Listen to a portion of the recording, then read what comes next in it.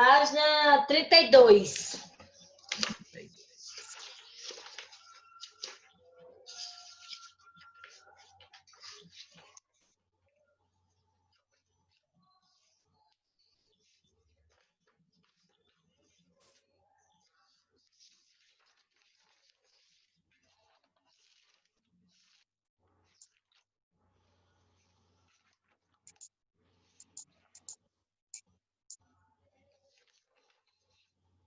Essa é?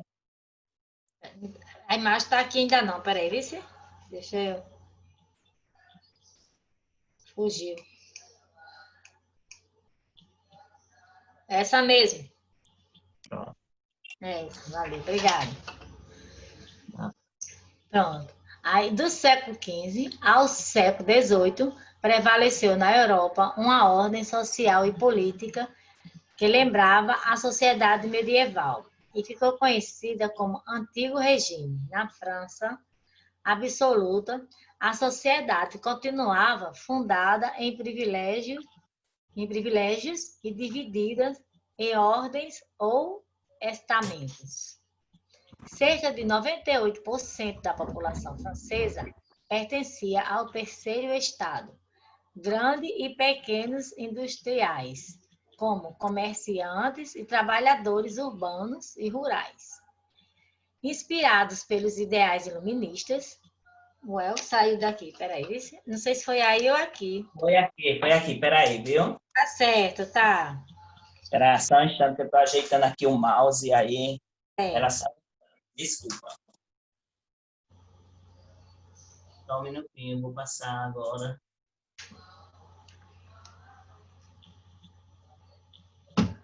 Pronto. Se eu bater, aí eu vou ter... É porque eu tô ajeitando aqui o mouse, que tá meio enrolado. Tá certo, tá. Pode Sim. ir. Cerca de 98% da população francesa pertencia ao terceiro estado. Grande e pequenos industriais, comerciantes e trabalhadores urbanos. O que é que houve, hein? Não sei, mas chegou já. Já, Chegou. né? Não, já chegou. Trabalhadores Certo. urbanos e rurais, inspirados pelos ideais iluministas. Espera só um instante, Gil. Deixa eu ajeitar aqui. Ah, tá. Pronto. Não tem problema não. Se preocupe não. Vai, eu espero. Não tem problema não. Isso acontece. Ah, Maria, mexeu aqui na configuração de tela. Ai, Senhor. Bagunçou foi tudo aqui, Jesus. Só um minutinho, viu? Ah, pode ajeitar aí, deixa. É assim mesmo, Marconildo. Mas a gente. Mas tá dando para ver aí? Tá dando para ver já, tá? Pronto, então pode seguir aí, viu? Pronto. Cerca de 98% da população francesa pertencia ao terceiro estado grande e pequenos industriais, comerciantes e trabalhadores urbanos e rurais, inspirados pelos ideais iluministas e guiados pelo lema liberdade, igualdade e fraternidade. Os franceses passaram a questionar as desigualdades sociais no antigo regime. Os integrantes do terceiro estado pagavam altos impostos, enquanto clero e nobreza eram isentos. Os trabalhadores urbanos enfrentavam péssimas condições de vida, carga de trabalho elevada e baixos salários.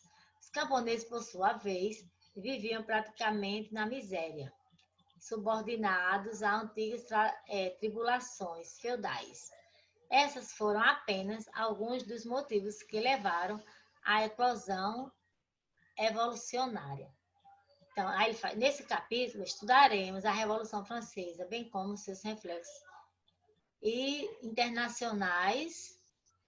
Em meio à onda revolucionária, um importante exemplo foi o Haiti, na época uma colônia francesa em que os escravizados e negros, mestiços livres, se levantaram contra a situação imposta pelo governo local, dominado por uma elite branca. Então, aqui, antes vocês viram aquela imagem, né? que a gente viu a Revolução Francesa, aquela imagem, tipo aqueles fogos, né? Que a gente viu assim, passou aqueles fogos. Então, aqueles eram fogos de artifício. E aqui nós temos no box, ele pergunta, que situação retratava a cena em que o ambiente ali se passa. Então, aquele fogos que nós vimos era comemoração, né? Tipo, como a gente faz aqui, como nós temos aqueles fogos, né, comemorando a vinda do Ano Novo, lá também eles fazem isso, só que não era o Ano Novo. Lá era uma comemoração da Revolução, viu? Então, Marconildo, por favor, tu passa adiante, vice? Certo, estou passando. Ivone, Oi. você depois pega o nome de quem está na turma para me dar, viu, minha assistente? Tá. Pronto, os antecedentes da Revolução.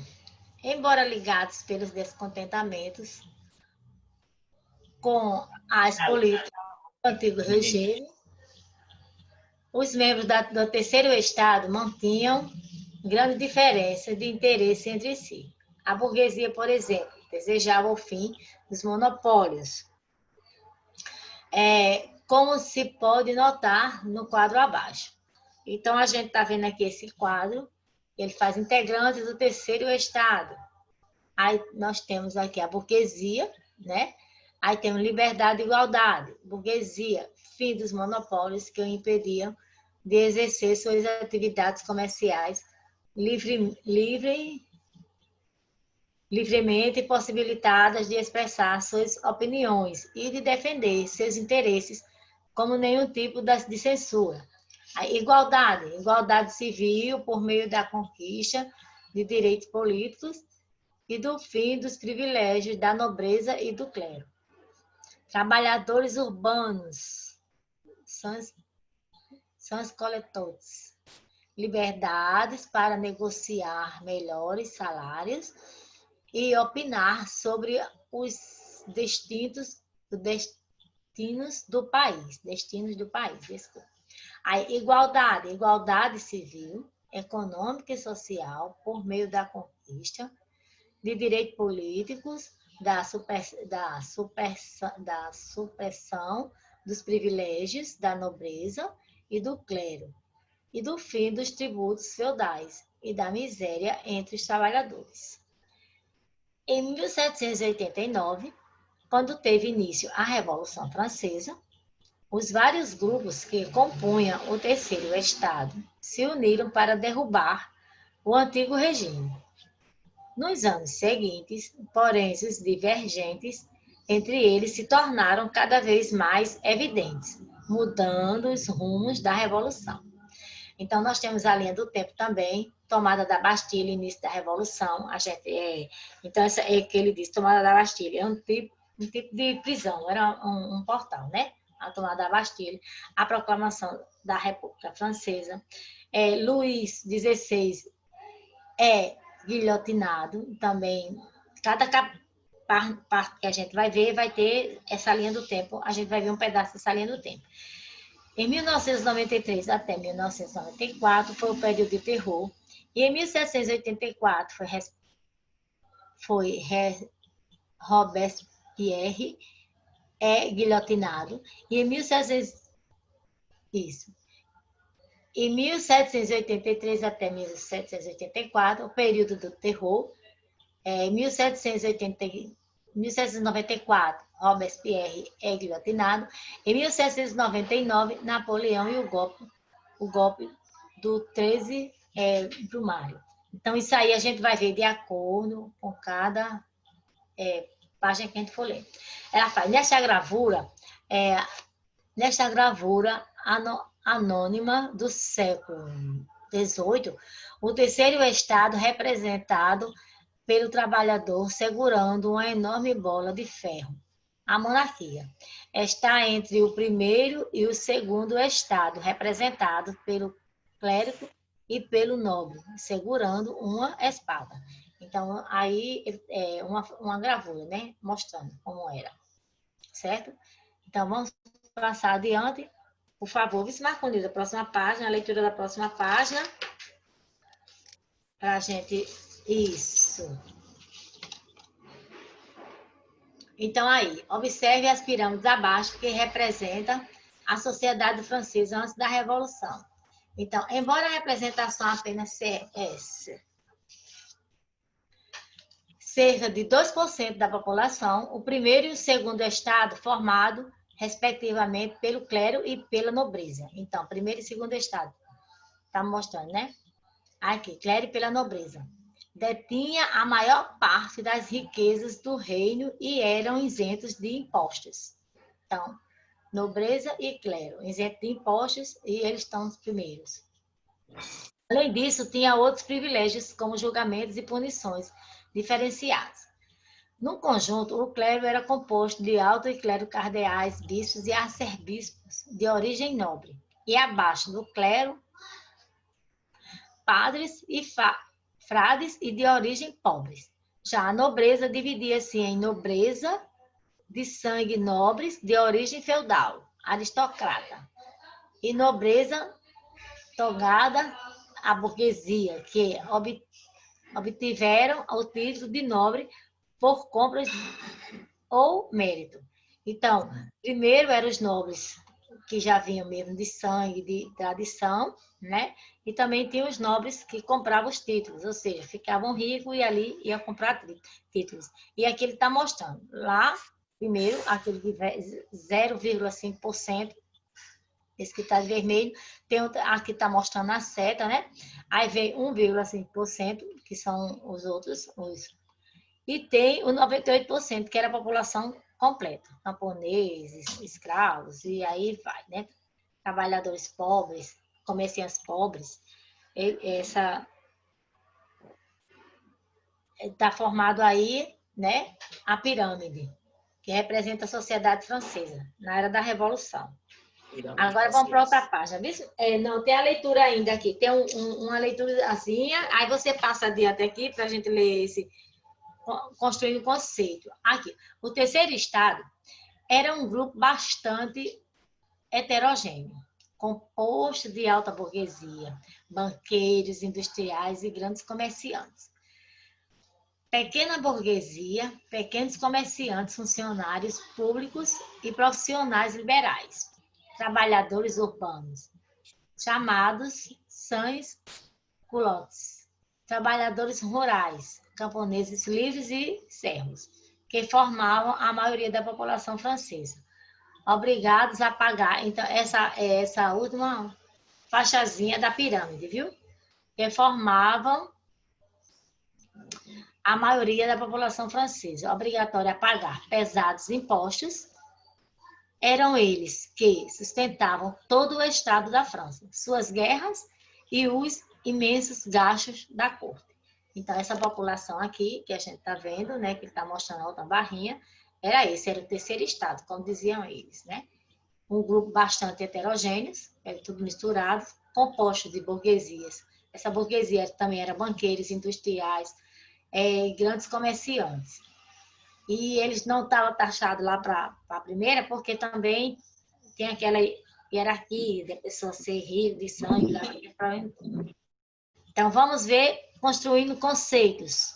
Revolução. Aí, Marconito, passa adiante para eu terminar essa leitura. Construindo conceitos. Isso? Originalmente, isso, obrigada. O termo revolução refere-se apenas ao movimento de um astro ao redor de outro, como o da Terra em torno do Sol, retomando sempre ao mesmo ponto, numa repetição interminável. No final do século XVIII, porém, a palavra ganhou novos sentidos. Em vez de retorno e repetição, passou a significar ruptura, transformações profundas nas estruturas de uma ordem instituída em um curto período de tempo. Ou seja, ela pode ser estendida como uma mudança radical que ocorre na sociedade, na política, na economia, na cultura, na tecnologia e em muitos outros setores. Uma revolução e suas transformações podem se espalhar e originar outras revoluções em diferentes regiões. Geralmente, a revolução ocorre quando um confronto entre a classe dominante, que controla o Estado, e grupos que não possuem esse poder. Então, ele está mostrando aí o novo conceito e como ocorre uma revolução e os conceitos de revolução, né, que ele está dizendo. E, inclusive, quando ele diz assim que uma revolução e suas transformações podem se espalhar e originar outras revoluções em diferentes regiões. Então, ele quer dizer isso, que às vezes nem assim, nem é para ter uma revolução, mas se espalha de acordo com o que está no poder, o que a pessoa que está no poder vai querer fazer. Então, vamos, Marcondes, para a página 35. Vice, a próxima página. Vice, por favor.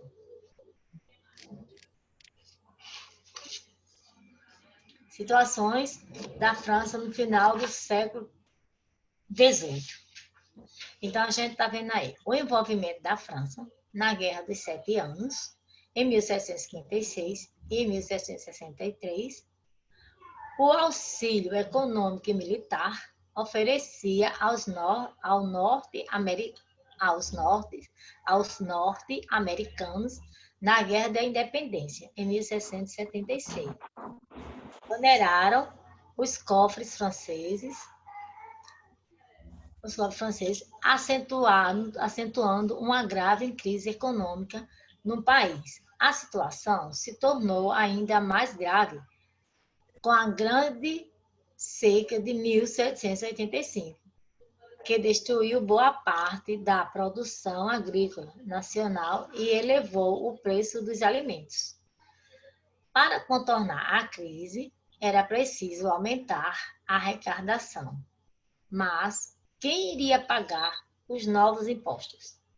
A nobreza e o clero se recusaram a fazê-lo, e o terceiro estado já não podia arcar mais impostos e não aceitavam mais sustentar os privilégios existentes. Em 1788, outra grande seca provocou a falta de alimentos na França, acentuando a miséria, gerando um clima de desespero que fez crescer ainda mais o descontentamento diante do agravamento da crise econômica. Luís XVI nomeou o prestigiado banqueiro para o Ministério das Finanças, que insistiu na convocação dos Estados Gerais, o parlamento francês, que não se reunia desde 1614. Então, aqui, quando ele diz aqui, ó, honorar os cofres franceses, ele quer dizer sobrecarregar, né? Impor gastos mais pesados. Então, quando ele diz que honorários, eles gastaram muito, e depois disso também veio a crise da seca. E mais um tempo também, nova crise da seca. Foi que quando em 1788, essa grande seca provocou falta, então Luís XVI, ele fez o quê? Nomeou um banqueiro, quer dizer, esse banqueiro para ver se melhorava, né, a economia de lá, da França. Então, ele diz, os jogos dos reis,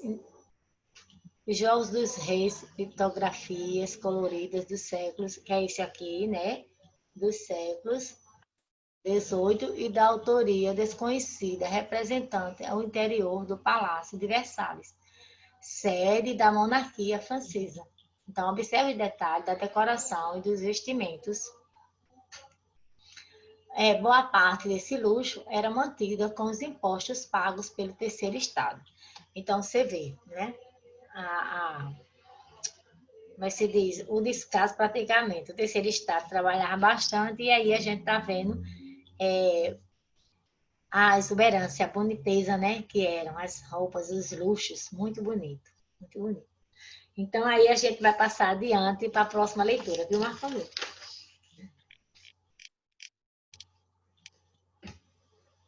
Isso, os Estados Gerais.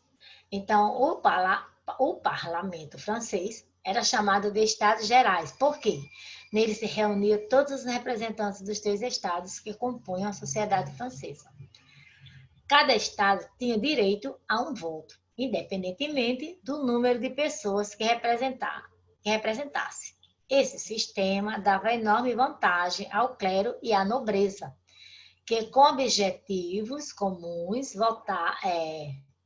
votavam sempre juntos, garantindo a manutenção de seus privilégios. A organização espacial dos Estados Gerais também refletia a estrutura de privilégios do antigo regime francês.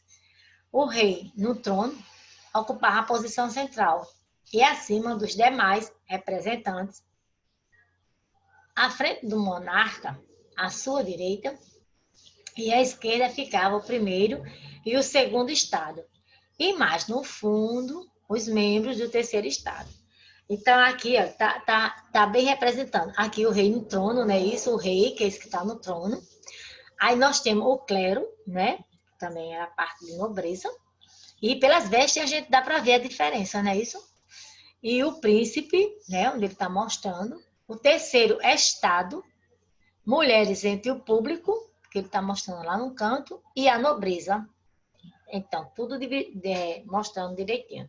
A abertura dos Estados Gerais, de 5 de maio de 1789, pintura de Augusto Couder, em 1789, 1773. De 1839, óleo sobre tela, 400 centímetros de 75. O parlamento se reuniu no Palácio de Versalhes em 5 de maio de 1789, na abertura dos trabalhos, e terceiro, o Estado exigiu a substituição da tradição votação por Estado pela votação por deputado.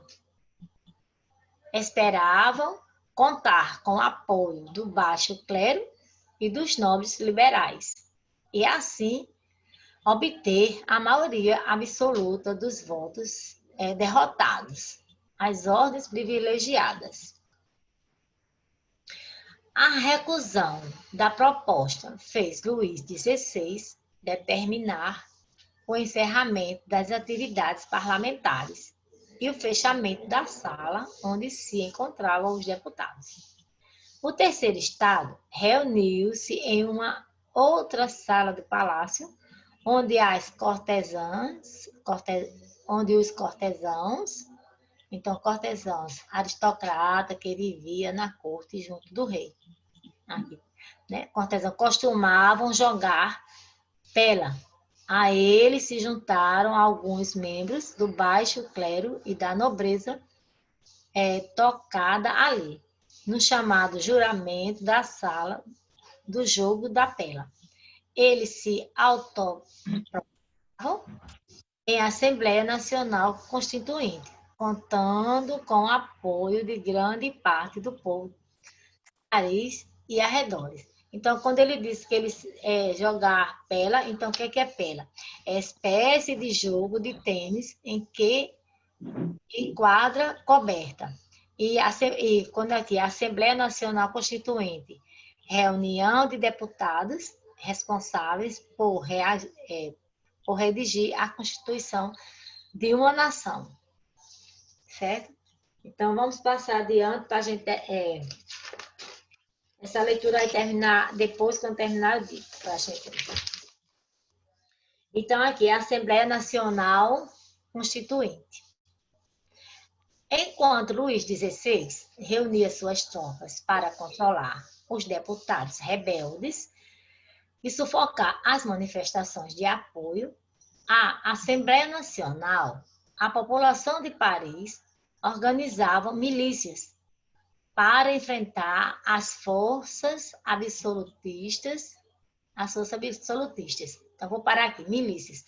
Grupo armado que não integra no exército de um país, certo? Onde ele diz milícia. Em 14 de julho, um grande número de populares, incluindo mulheres, invadiram e tomou a prisão da Bastilha, praticante desativada acreditava haver ali uma arma e prisioneiros. Para organizar o poder da Assembleia Nacional Constituinte, os deputados rebeldes reuniram as milícias populares no exército revolucionário, chamado Guarda Nacional. Em agosto de 1789, aprovaram ainda as seguintes medidas: o fim do privilégio dos feudais. Então, eles falam muito nesses feudais.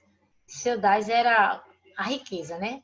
Como a gente viu logo no começo dos feudos, que eram ricos e poderosos, né? A Declaração dos Direitos do Homem, certo? Direito do homem e do cidadão. Documento que estabelecia a igualdade de todos os franceses perante a lei, o direito à liberdade e à defesa da propriedade.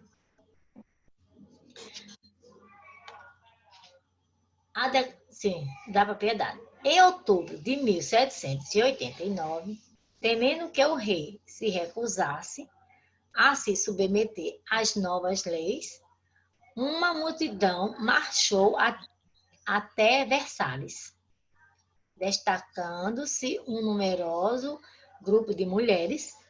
Pressionado o rei, Luís XVI foi obrigado a se mudar para o Palácio das Tulerias, em Paris, mais próximo dos revoltosos, que julgavam assim poder controlá-los. A Assembleia Nacional acompanhou o rei, instalando-se em Paris.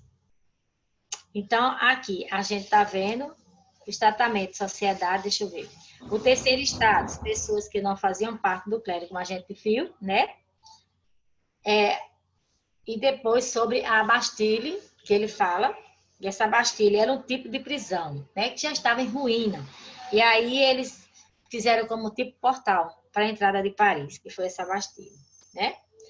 Aí, como ele fala, a Bastille praticavam praticamente desativada. Então, eles acreditavam que lá tinha muitas armas. E essa Bastille, como eu já falei, era um tipo de prisão, estava desativada e acreditava para garantir o poder da Assembleia Nacional Constituinte. Os deputados rebeldes reuniram-se em milícias, como nós já vimos que é milícias, no exército revolucionário chamado Guarda Nacional. Então, quando foi em agosto, eles tomaram a seguinte medida: o fim do privilégio feudais, que é, como eu falei, aquelas riquezas exuberantes. Aí vem a Declaração de Direitos do Homem e do Cidadão. Então, vamos passar adiante agora para a gente ir para a próxima página. Aí, essa página agora vai ser a última para a gente fazer o exercício, para a gente revisar, fazer um exercício, para ficar bem, né? É na página... Sim, isso aí. Pronto, valeu. Isso aí. Para Versalhes, gravuras francesas, quando ele diz para Versalhes, eles vão, porque Versalhes era o lugar que eles iam, Versalhes. A gravura francesa colorida no século representado a marchas mulheres para Versalhes, em 5 de agosto de 1789. Os populares exigiam a transferência do rei de Versalhes nas cercâneas de Paris para o Palácio de Tulerias. Então, ele aí, ó, estão caminhando, né, para pedir, né, para representando a marcha. Eles estão representando a marcha e pedir que, como ele diz, a transferência do rei de Versalhes para o Palácio de Tulerias. Então, vai ser a multidão todinha, provavelmente são mais gente do terceiro estado, como ele disse, camponeses, né, trabalhadores pobres. Então, vão para lá, estão caminhando para lá, essa gravura, certo?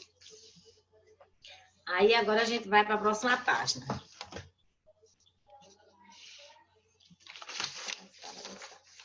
Isso. Aí, próxima página. No entanto, inspirados pelos pelo levante urbano, revoltando-se contra os antigos senhores, invadindo o castelo e queimando os documentos sobre as dívidas e obrigação. Isso aí é a continuação, né? Daquela leitura que a gente viu.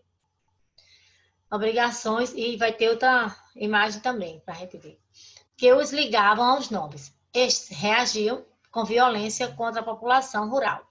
Boatos sobre novas insurreições populares se espalhavam de tal forma que o período ficou conhecido como Grande Medo. Para resolver a crise financeira, que se agravava com os rebeldes, os deputados decidiram confiscar os bens da igreja, tornando cidadãos comuns os indivíduos pertencentes ao primeiro Estado por meio da Constituição Civil do Clero. Vou mandar o segundo link, viu? Tá certo? Tchau, esse turma. No ano tem aula de igreja aqui. países e considerados inimigos da Revolução. Esse aqui, quando ele diz boatos sobre uma nova insurreição, então a gente viu que era posição forte e os rebeldes contra o poder. Aí eles tiveram medo, né, de ter uma nova insurreição, não é isso? Onde aconteciam várias coisas, que tem até, vai ter a gravura aqui para a gente ver. Assustados com esse acontecimento, parte da nobreza fugiu para outras cortes europeias, a fim de buscar apoio militar para pôr fim à revolução. Porém, considerando o movimento um problema interno da França, os monarcas estrangeiros preferiram não interferir no conflito. Essa postura só se alterou quando esses reis perceberam a simpatia dos seus próprios súditos com a revolução. O temor de que ocorresse o mesmo em seus domínios o tomou mais sensíveis aos apelos dos nobres franceses emigrados. Em 1791, Luís XVI decidiu fugir do país para juntar-se ao imperador austríaco Leopoldo II. Surpreendido na fuga, já perto da fronteira, ele e a família real foram obrigados a voltar a Paris. Então, aí você vai mostrar uma gravura que tem aí, Marconildo, a página diante, e aí o assunto de hoje vai terminar aí nessa gravura, certo? Para a gente fazer o exercício, tá bom?